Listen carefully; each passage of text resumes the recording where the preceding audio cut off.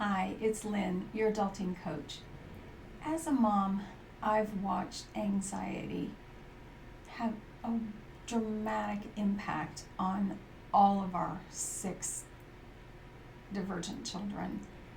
I've experienced it myself, and I watch my members at the Art of Adulting find anxiety gets in the way. It just prevents them from solving so many of the challenges that they face.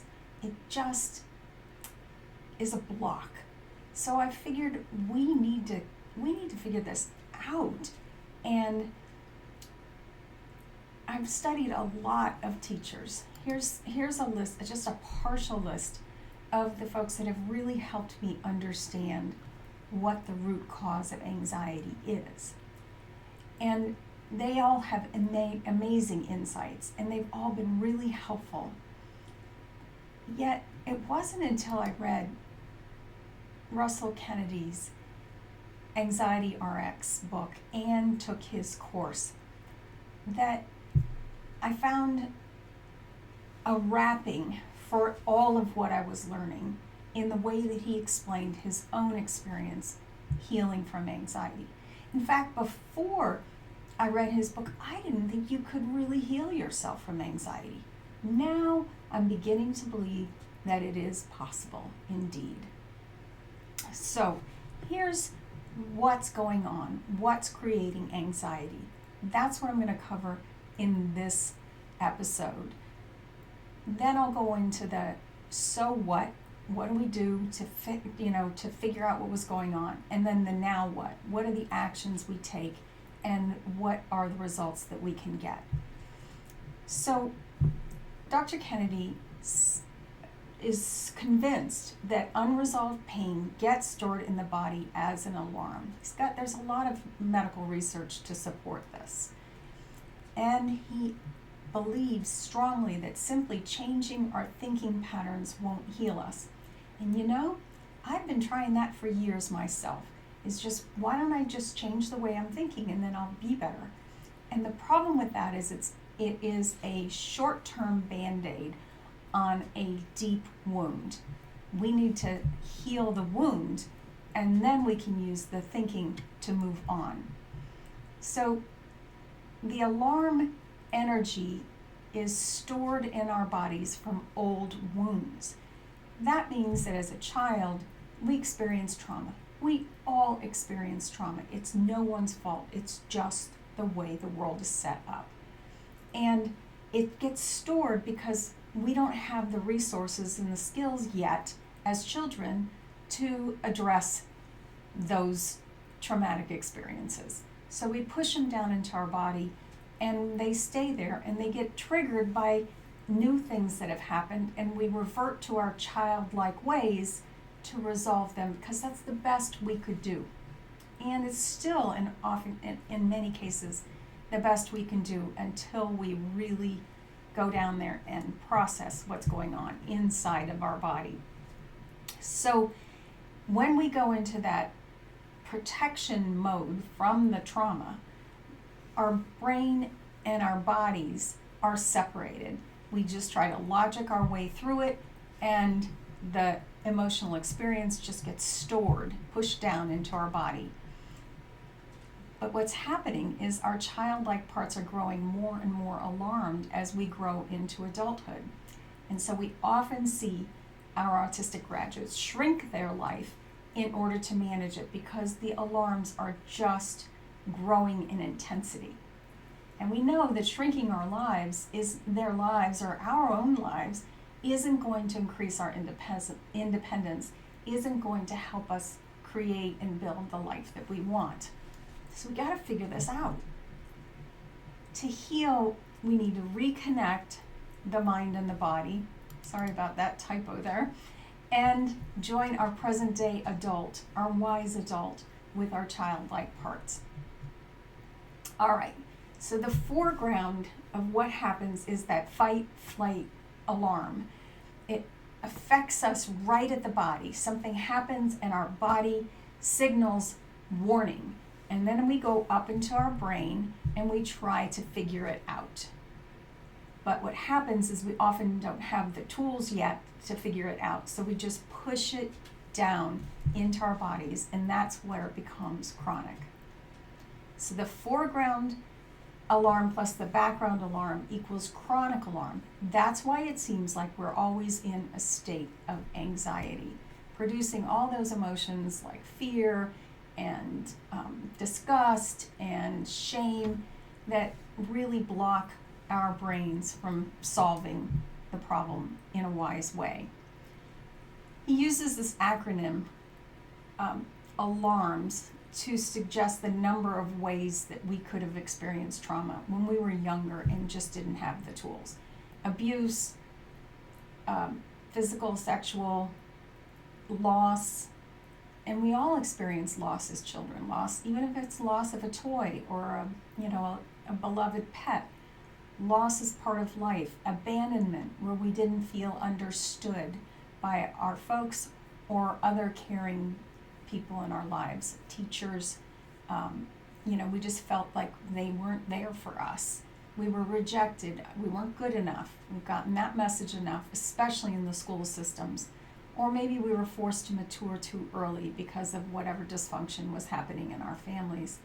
And all of that turned into shame that we couldn't just manage life well. So those are the possible alarms that could have happened during our childhood.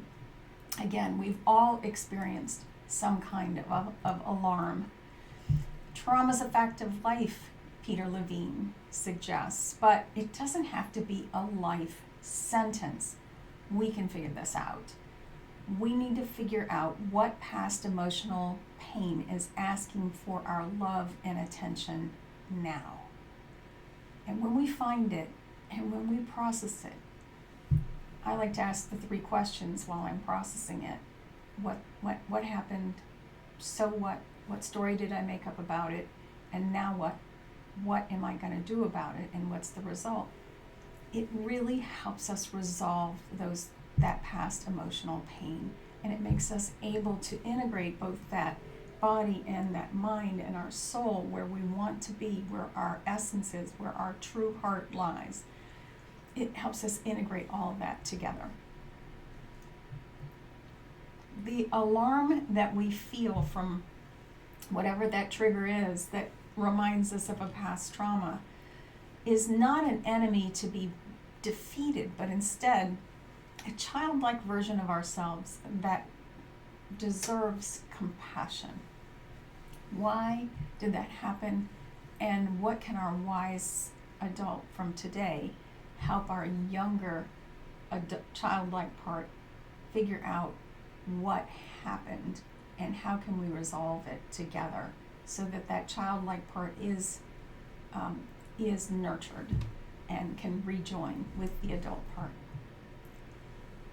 We often, though, get mad. We use medications or addictions or distractions, particularly in the form of screens these days, to just distance from the pain, from the alarms. Not a good long-term strategy. Maybe it was a good one back then just to get through the situation, but today we want to find those things that happened that we still store inside ourselves, in our bodies, and address them with compassion, using our wise adult to heal those wounds. And that's how we heal from anxiety. It can be done. When we distract or reject or worry, our alarmed inner child feels even more threatened, shutting off all of the smart things that we could try to help ourselves feel better. But when we neutralize and integrate those old wounds, they move from the body to the mind where we can sort them out and grow from them. It's a wonderful source of continuous improvement to be better at adulting as we process what's going on. Our negative emotional energy can be metabolized, digested, and neutralized. And that energy then can support our wise adult self. We actually feel our way through it. not something we were often encouraged to do in our youth because the culture just didn't support it. But it's this last 30, 40 years or so of remarkable research that's all come together to help us figure out how we can live a life without the anxiety. Oh, sure, we're going to have the occasional, serious challenge. We're going to have a lot of ups and downs in life, but we will know that we can handle it, that we have the tools that will help us get through it and to the other side so that we can learn from those challenges and grow into the person that we're meant to be at our heart center and to build the life that really helps us flourish together. So through this process, we can quiet that inner critic, the jabs that it sends us, the judging, the abandonment, the blame, and the shame. We can look at all of that and heal. This alarm anxiety cycle puts us into projection mode. We want to move to connection mode. Please join us in the Art of Adulting, where we're going to take this theory and apply it every week and practice the skills that will help us, the tools that will help us, again, become heart-centered, mind-strong, and truly where we want to be in life. Bye for now.